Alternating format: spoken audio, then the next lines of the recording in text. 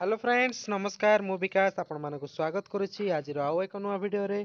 तो फ्रेंड्स देखंतु सुभद्रा हिताधिकारी मानक पई बहुत बड़ नियमटी सरकार आनिछंती। जदि आपण माने सुभद्रा योजनार तृतीय किस्ती टंका पाई नांती तो आपण मानक पई यह बहुत बड़ अपडेट टी रहिछि।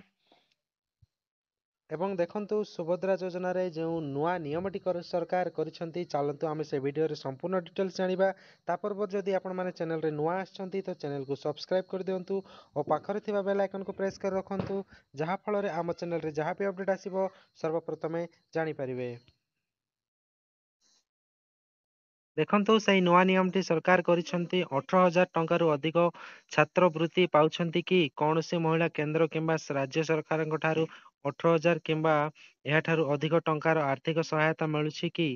ଯଦି ଆପଣ ଏପରିକି ସରକାରୀ ସହାୟତା ପାଉଥିବେ ତେବେ ସୁଭଦ୍ରା ଯୋଜନାରୁ ବାଦ୍ ପଡ଼ିବେ।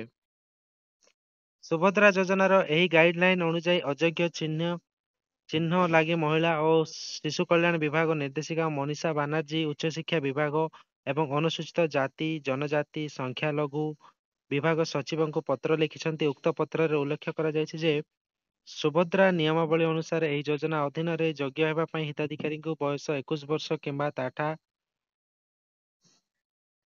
ତାଠାରୁ ଅଧିକ ଏବଂ 60 ବର୍ଷରୁ କମ୍ ହୋଇଥିବା ଆବଶ୍ୟକ। ରାଜ୍ୟ କିମ୍ବା କେନ୍ଦ୍ର ସରକାରଙ୍କ କୌଣସି ଯୋଜନା ଅଧୀନରେ ଯଦି ବାର୍ଷିକ 18,000 ଟଙ୍କା କିମ୍ବା ତାଠାରୁ ଅଧିକ ଅର୍ଥ ସହାୟତା ଗ୍ରହଣ କରୁଥିବେ ସେ କ୍ଷେତ୍ରରେ ସମ୍ପୃକ୍ତ ମହିଳା ଅଯୋଗ୍ୟ ଘୋଷିତ ହେବେ। ଏହି ପରିପ୍ରେକ୍ଷୀରେ ବିଭାଗ ଅନେକ ଅଭିଯୋଗ ମିଳିଛି। ସେଥିରେ ଛାତ୍ରୀମାନଙ୍କୁ ଯେଉଁ ଛାତ୍ରବୃତ୍ତି ରାଶି ପ୍ରଦାନ କରାଯାଇଛି କେବଳ ତାହା କେବଳ ଶିକ୍ଷା ସମ୍ବନ୍ଧୀୟ କାର୍ଯ୍ୟରେ ବ୍ୟୟ ହେଉଛି, ହେଲେ ଏହାକୁ ଅତିରିକ୍ତ ଅର୍ଥ ସହାୟତା ଭାବେ ହିସାବକୁ ନିଆଯାଇ ପାରୁନାହିଁ। ଏନେଇ ବିସ୍ତୃତ ଭାବେ ଯାଞ୍ଚ କରି ତଥ୍ୟ ଦେବାକୁ ନିର୍ଦ୍ଦେଶ ଦିଆଯାଇଛି। ଏହାକୁ ଦୃଷ୍ଟିରେ ରଖି ବିଭାଗ ପକ୍ଷରୁ ପ୍ରଦାନ କରାଯାଇଥିବା ନିର୍ଦ୍ଦିଷ୍ଟ ଫର୍ମାଟରେ 2023-24 ଆର୍ଥିକ ବର୍ଷରେ କେଉଁ ଛାତ୍ରଛାତ୍ରୀମାନେ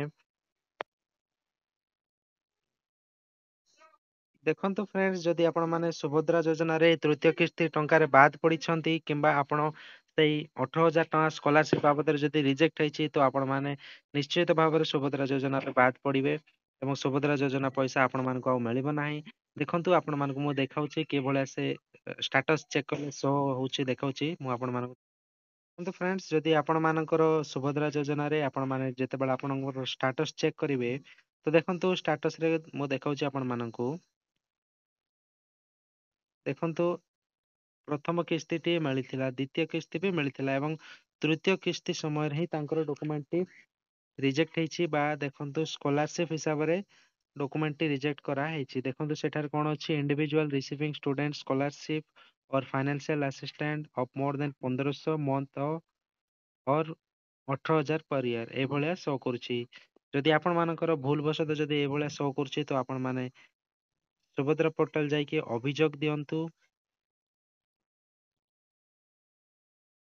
ଦେଖନ୍ତୁ ସରକାରଙ୍କ ତରଫରୁ ଆସିଥିବା ସେଇ ନୂଆ ନିୟମଟି ବିଷୟରେ ଆପଣମାନଙ୍କୁ ମୁଁ ଜଣେଇଲି ଏବଂ ଯେଉଁମାନଙ୍କର ଭୁଲ ବଶତଃ ଯଦି ଏଭଳିଆ ଶୋ କରୁଛି ବା ରିଜେକ୍ଟ ହେଇଛି ତ ସେମାନେ ଅଭିଯୋଗ ଦିଅନ୍ତୁ। ସୁଭଦ୍ରା ପୋର୍ଟାଲରେ ଯାଇକି ଆପଣମାନେ ଅଭିଯୋଗ ଦେଇପାରିବେ।